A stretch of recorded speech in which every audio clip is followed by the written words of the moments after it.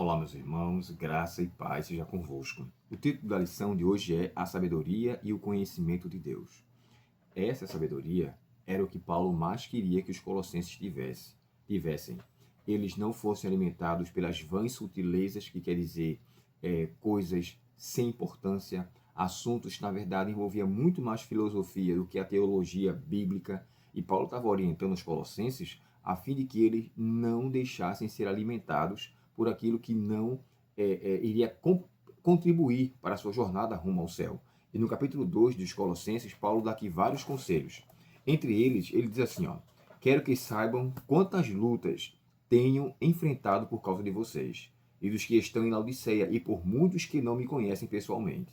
Que eles sejam encorajados e unidos por fortes laços de amor, e tenham plena certeza de que entendem o segredo de Deus, que é o próprio Cristo, ou seja, Cristo era Deus por excelência. Ele quis mostrar a divindade dentro da humanidade de Cristo, do qual ele estava declarando.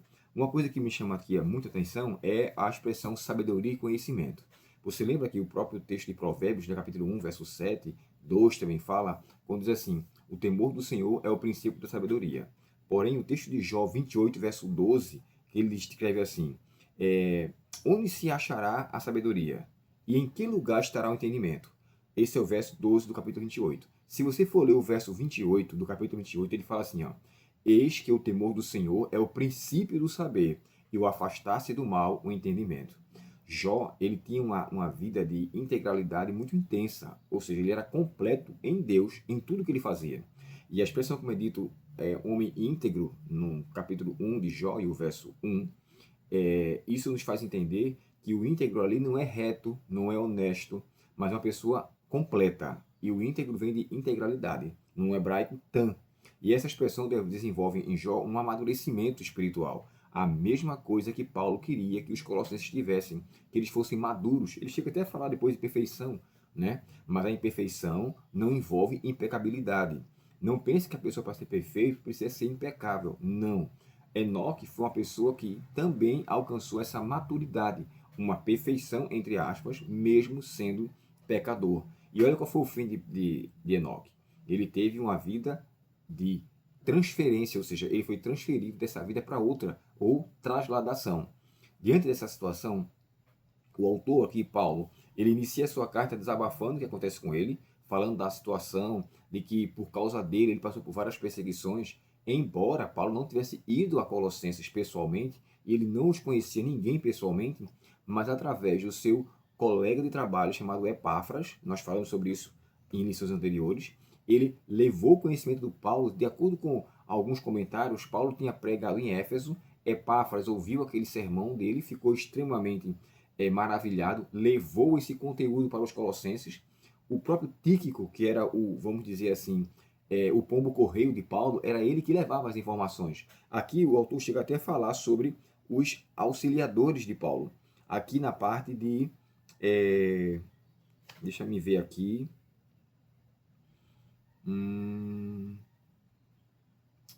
Rapaz, eu tenho separado aqui, tem um comentário da lição que ela falava sobre isso. Eu não encontrei. Deixa eu ver se eu acho aqui embaixo.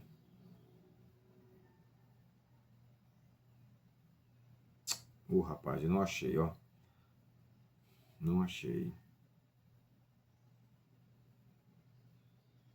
Ah, tá. Na parte final, o último parágrafo daqui da validação fala assim, como resultado do ensino sólido que os colossenses receberam dos colaboradores de Paulo, eles tinham firmeza de fé. Ou seja, os colaboradores eram tanto Epáfras quanto Tíquico. Você pode até aí colocar no Google quem era o que enviava a carta de Paulo a Colossenses, uma vez que Paulo estava preso. Vai aparecer lá Tíquico, e Epáfras era o que trazia as informações. E ele levava a carta, no caso o Tíquico. Então, assim, a sabedoria e o conhecimento de Deus é tudo para a salvação. Lembre-se que o próprio texto de Osés fala, né? O meu povo perece por falta de conhecimento, ou seja, ele chega à destruição.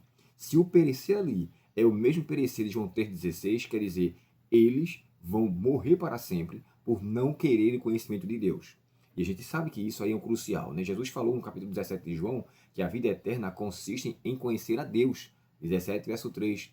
E quando Deus vai dizer apartai-vos que eu não vos conheço, são aqueles que eram nominalmente cristãos, mas não eram em espírito e em verdade. Então, para fechar aqui, lembrando que essa lição aqui é de domingo, tá? A de hoje ainda não fiz. Vou fazer ainda, tá um tanto corrido para mim hoje, mas eu espero em Deus que consiga fazer o comentário da lição de hoje. Desde já, Deus muito te abençoe, obrigado pela sua audiência, obrigado pelo seu auxílio. Permaneça nos auxiliando, curta esse vídeo. Se você assistiu, curta ele, para você não vai custar nada. Mas para mim, que tem um canal aqui, isso vai me ajudar a não só manter em ativa esse trabalho, mas o próprio YouTube reconhecerá e poderá passar para mais pessoas. Deus, portanto, te abençoe. Vamos orar ao Senhor nesse momento. Obrigado, querido Pai, pela tua palavra e obrigado porque o teu conhecimento nos enche da sabedoria do céu. Que possamos preservá-lo em nossos corações e manter viva a tua presença do Espírito Santo em nosso ser. Dá-nos um dia de paz e uma boa semana, em nome de Jesus. Amém. Deus te abençoe, meu irmão. Um bom dia para você, uma boa semana e até o próximo estudo, se Deus quiser. Espero que eu consiga ainda hoje fazer aqui o tema Enraizados e Crescendo em Cristo. Se não agora, talvez no final da tarde. Forte abraço, tá bom? Até logo.